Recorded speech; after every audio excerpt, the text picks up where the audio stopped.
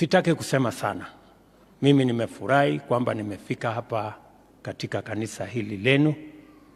Mimi nataka niwahakikishie ya kwamba matatizo ambayo tumekuwa nayo, tumekuwa na mambo ya unga.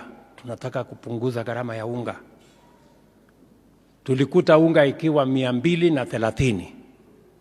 Tumesukuma imefika 170.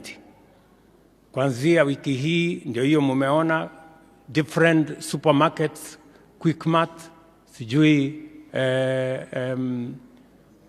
Naivas, saa hizi wako na unga ya 158, 159, 155. Tunasukuma namna hiyo. Mutaona tofauti wiki ijayo namna hiyo ikiendelea.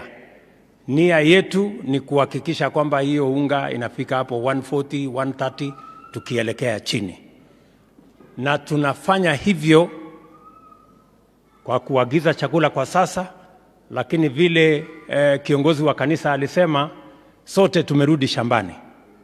Na mimi nataka niwashukuru watu wa Quakers kwa sababu nasikia vile mmetupatia habari mnalima ekari 1000 na mmekubali ama mmekuwa washahidi kwamba ile mbolea tuliwaambia Wakenya tutapunguza kutoka 7,000 mpaka 3,500, hata na nyinyi mmepata, na Wakenya wengine 2 milioni wamepata hiyo mbolea.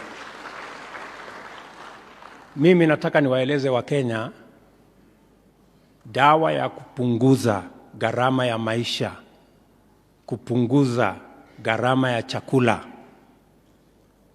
ni kwenda shambani,